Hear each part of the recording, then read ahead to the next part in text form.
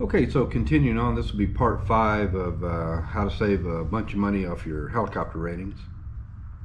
And the next thing I'd like to talk about is actually called cost sharing. And it's absolutely legal for you to cost share with friends and family if you're going to fly the helicopter.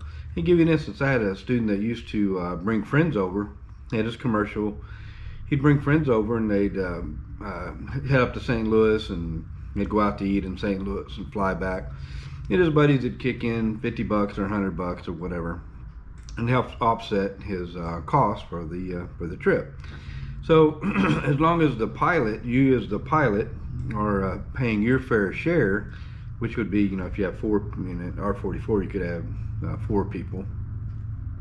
As long as you're paying your quarter share, or your 1/4 costs, that you're meeting that requirement, then the amount of money the other people kick in, they can always kick in less. So if somebody was throwing $50 or $100 towards an hour or 2 of flying, then that makes your costs just that much cheaper.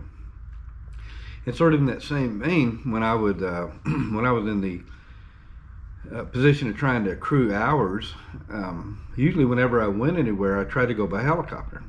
Whether I was renting a helicopter or using the helicopter that I own and basically renting it from myself, I would usually try to go by helicopter. So if I was going to go to Las Vegas for a trip and spend a few days in Vegas, I'd fly myself out to Vegas and back. I'd usually take a student with me, or I'd take somebody else with me to cost share.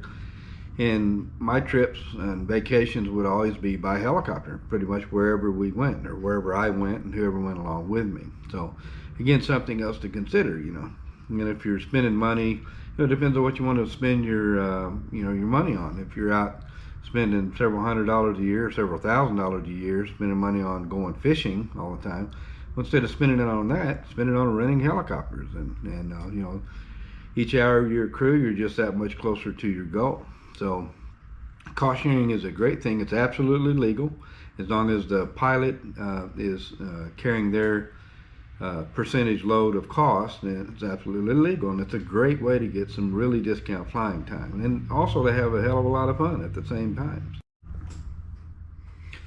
One of the options available to you also, I had mentioned earlier in one of the videos that I had actually bought a Brantley helicopter, which actually was quite affordable. Don't recommend it. They're getting kind of hard to get parts for. Actually, I think the Chinese actually own the Brantley now. But buying a little R22 or even a mid-time R44 may not be as hard as you think, and may not be as costly as you think either. In fact, let me take you guys back here. I'm going to show you an acquisition that I made a few years ago, an R22. And if you buy an R22, I'm not a tax attorney, but I can just tell you that if you buy the R22, let's say you get your commercial license and you go into work doing, let's say you do photography with it. You're going to do aerial photography with your R22. And let's say that you spent, whatever, $50,000 on the aircraft, or $100,000 or whatever. There's a thing called Section 179, where you can Section 179 the cost of the aircraft out in 1 year. And it can actually offset part of your income, earned income, if you have your day job that you actually make money at. And you can set it up as a business and fly your R22 doing aerial photography or whatever. So let me show you a little R22 that I bought a few years ago here. Okay, so here's the R22. It looks a lot nicer than it did when we bought it. We bought it a few years ago. It's actually an HP. It's an R22 HP, and the HP was one of the early models. In fact, this is, believe it or not, this is a 1982 R22 HP. It's serial number 119. That is the 119th helicopter that Robinson built. When this thing was built, they didn't have R44s. R22 was all they had. So we bought this aircraft from a actually helicopter mechanic had called, and that Dean knew, and I knew as well, because he formerly owned a Brantley as well. So we were co-Brantley, or both Brantley owners in the past. But anyway, he called up and wanted to sell the aircraft. So what do you think that this aircraft What do you think that aircraft, what I paid for that aircraft? At the time I bought it, and our paint job wasn't nearly as nice. Obviously, we painted it. We spent about 10 grand on a paint job, and we refurbed the entire helicopter since we bought it. But when we bought it, it had what we thought was 160 hours left on the aircraft, and and so we paid $35,000 for the aircraft. So that's an R-22 that we bought for $35,000, and these sort of opportunities come up. So why was it so cheap? Well, number one, it's an R-22, it's an HP, it's not a Beta 2. The Beta 2s are perceived to be quite a bit more valuable, and they are, in reality, they are more valuable. They've got 2 tanks, they've got a bigger engine, and so they'll actually perform better at high altitude than either the HP, which has 160 horse derated, or the original Alpha. Either way, but still, there's really decent opportunities to pick up helicopters relatively affordable. R-22s go like hotcakes, man. When they're for sale, if it's a decent price, you got to really watch and get on the phone quick, because they're going to go pretty fast. But you know, not infrequently we get calls from people that have R-22s they want to sell, they have R-44s they want to sell. A lot of times I don't buy them because it's just a little more complicated than I want to get into. But a lot of time I'll put purchasers in touch with people that call having aircraft for sale, and it's kind of surprising. Sometimes you can get into an aircraft fairly affordable. And I'm actually going to do another video on what is a Robinson helicopter worth, to give you an idea of about what the helicopters are worth. So I'd mentioned that we thought this thing had 160 hours left to go on it, and what happened was, when we called Robinson to order the rebuild kit for it, the lady that we were talking to said, well, how come you're ordering the rebuild kit so quick? And at that time it had about 1,840 hours on it, and so we went ahead and ordered a rebuild kit to get it in plenty of time to rebuild it. And we're like, well, it times out at 2,000. They're like, no, not anymore, it's 2,200. So when they went 2,200 hours with the Beta 2, all that was retroactive back to the HP. So the aircraft actually had 360 hours left to go on it instead of 160. So, you know, when we ended up picking it up for $35,000. So I got a helicopter you can fly for, certified helicopter, R-22, 360 hours for $35,000. After we flew all of the hours off of it, the core still worked 25. So, you know, we came out like gangbusters on this one. So the little R-22 that we bought, again, you know, cost us about $10,000 for 360 hours of flight time, which is a little less than 30 bucks an hour. And then the fuel for it, even at today's prices, you know, R-22 burns about 9 gallons an hour. And so what we did was we STC'd it for car gas. You can get an STC for car gas on the R-22 and the Raven 1, which is, again, I'll talk about more about why a Raven 1's considerably cheaper to operate than a Raven 2. But you can STC both of those models for car gas. It has to be alcohol-free, at least 91 octane, but that's available even here in Missouri, where they put ethanol in all the fuel, with the exception of the premium. They're allowed to leave ethanol out of the premium, and so they've got it different stations available, and you can burn 91 octane ethanol-free car gas, and it generally saves you about $1.50 to $2 a gallon. On the R-22, burns about 9 gallons an hour, and so you're saving about 15-16 bucks an hour. So again, the STC, and they're not cheap, but they're about $1,000 or so for the STC for it, but you're saving $16 an hour or so. So in about 60 hours you have your $1,000 back, and then all the flight time after that you're saving $16 an hour.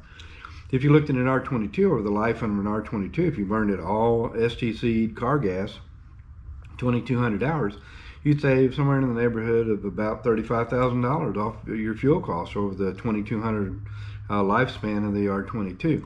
So again, you can save a lot of money just getting the STC for car gas. R-44s burn about 15 gallons an hour, and you're saving about $22, $23 an hour, 24, 25, whatever, compared to saving aviation or purchasing aviation fuel.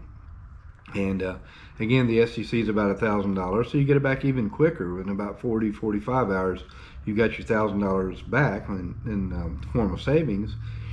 And then over the life of a Raven 1, again, it's somewhere in the neighborhood of $24 an hour or so. you're going to save somewhere in the neighborhood of about $52,000, $53,000 in 2,200 hours of flight time. So again, it's something that you really ought to consider if you're trying to really cut it to the bone, get your costs down as low as you can, is to STC the aircraft, whether the R-22 or the R-44, for car gas, and you can save a significant amount of money doing that. The Raven 2 is fuel injected, and you can't obtain an STC for car gas in the Raven 2, but in the Raven 1 and the R-22 you can burn car gas, and you can save an appreciable amount of money. Given the example that I talked about here, we bought that R-22 for $35,000. A lot of guys could afford $35,000 for a helicopter, and you could buy the thing, fly all the time off of it, sell the core, and you're out $10,000, and you flew the thing for however many hours, a couple hundred or whatever was on the aircraft. And it's cheap enough that most people could get by without having to insure it. Or if you're really paranoid about it, you could get just liability insurance and then fly with just liability insurance. But nonetheless, even if you insured the thing, your operating cost would be about $30 an hour. In this case, was $30 an hour for the aircraft, and somewhere in the neighborhood of about $23, $25 an hour for the fuel. Let's just say 30, so that's $60 an hour. And even if you insured it, if you flew the hours off in a relatively short period of time, the amount of cost per hour on insurance would be fairly reasonable as well. You could be flying around getting helicopter time for $75 an hour. So something else to really consider sometimes is purchasing your own aircraft, STC it for car fuel, and then when you get it, fly the hell out of it. Fly all the hours off in a short period of time so that you're not out much money on the insurance for it. And you can come out quite well in that situation. So I mentioned insuring it. Even if you got full coverage insurance, $35,000, on a relatively low time R-22, probably run you somewhere in the neighborhood of about $8,000 for a full year's worth of coverage. Now, if you flew the aircraft, and let's say in this example we had 360 hours on it, and to fly off, if we flew it 15 to 20 hours a week, you're talking about right at 5 months to fly all the flight time off. Let's say it took you 6 months. If you flew it off 6 months, you're going to get a return of premium for about half of your cost. So it costs you about $4,000 to insure it for 6 months while you flew the 360 hours off of it. You're talking about $10, $11 an hour or whatever for insurance.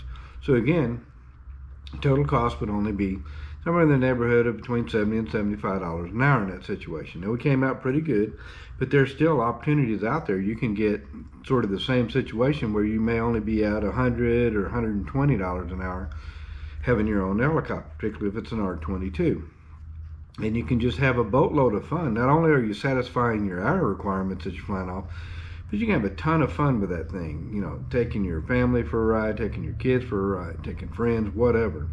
So it's really a great opportunity. And so don't write it off and don't think that it's way too expensive to do, because it can be quite affordable, particularly if you set it up as a business. And once again, I'm just going to say it one more time. Don't let anybody, if this is something you want to do, don't let anybody talk you out of it.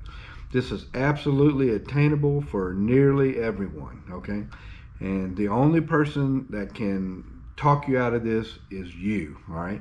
So don't let them skew your thinking. You can do this. Is this something you want to do? Get it done, all right?